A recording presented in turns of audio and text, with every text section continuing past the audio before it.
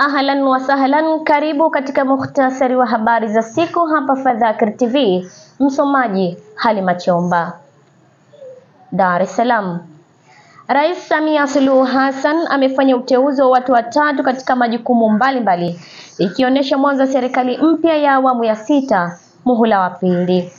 Taarifa iliyotolewa na Katibu Mkuu Kiongozi Dr. Moses Kasiluka inaeleza kuwa Bakari Machumu ameteuliwa kuwa mkurugenzi wa mawasiliano Ikulu, akichukua nafasi ya Sharifa Nyanga inaelezwa kupangiwa majukumu mengine.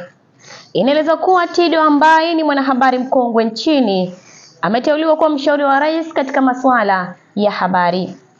Katika uteuzi huo, rais pia amemteua Lazaro Nyalandu kuwa balozi. Dodoma.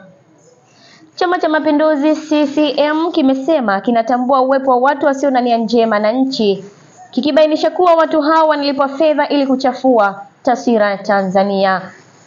Akizungumza na waandishi wa habari jijini Dodoma, Katibu wa Itikadi na Uenezi CCM Kenani Laban Kihongosi amesema pamoja na uwepo wa hujuma hizo, chama hicho kwa sasa kinaendelea kujipanga kuwatumikia Watanzania wote. Amesema CCM inatambua uwepo wa watu wasio na nia njema waliopandikizwa kuharibu taswira ya nchi, akibainisha chama hicho kimejidhatiti kuwatumikia watu wake. Kiev. Serikali nchini Ukraine imesema makombora na drones za Urusi zilizorushwa katika mji wa Ternopil uliopo magharibi mwa nchi hiyo yamesababisha vifo vya watu 20 na watoto wawili.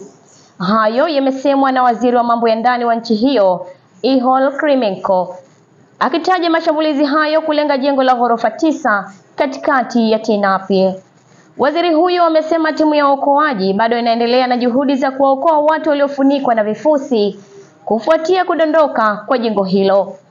Pamoja na shambulio hilo, bado kuliendelea kushuhudia mashambulizi mengine ya drones na makombora katika mji wa Lviv ambayo yalilenga miundombinu ya nishati. Mtazamaji wa Fadhakir TV, na huo ndio mwisho wa mukhtasari wa habari za siku.